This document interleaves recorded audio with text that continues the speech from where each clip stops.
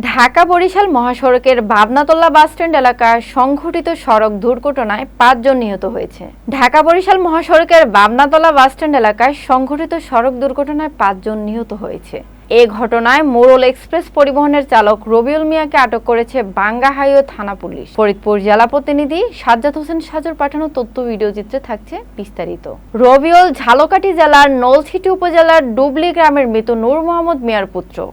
ভাঙ্গা হাইওয়ে থানা পুলিশের অফিসার ইনচার্জ মোহাম্মদ রকিবুজ্জামান রবিবার এক প্রেস বিজ্ঞপ্তিতে এই তথ্য নিশ্চিত করেন। পুলিশ সূত্রে জানা যায়, গত ৪ জুন ফরিদপুর ভাঙ্গা উপজেলার ঢাকা-বরিশাল মহাসড়কে ভাবনাতলা বাসস্ট্যান্ড এলাকায় একটি অজ্ঞাত বাসের নাম মহিন্দ্রার সংঘর্ষ হয়। পুলিশ সূত্রে জানা যায়, গত ৪ জুন ফরিদপুরের ভাঙ্গা উপজেলার ঢাকা-বরিশাল মহাসড়কের ভাবনাতলা বাসস্ট্যান্ড এলাকায় একটি অজ্ঞাত বাসের সাথে মহিন্দ্রার সংঘর্ষ হয়। এ ঘটনাস্থলে ৪ জন এবং হাসপাতালে নেওয়ার পর আরও ১ জন মারা যায়। ঘটনার পর বাস চালক রবিউল মিয়া পলাতক ছিলেন। পরবর্তীতে ভাঙ্গা হাইওয়ে পুলিশ নিজস্ব সূত্রের মাধ্যমে চালককে শনাক্ত করে।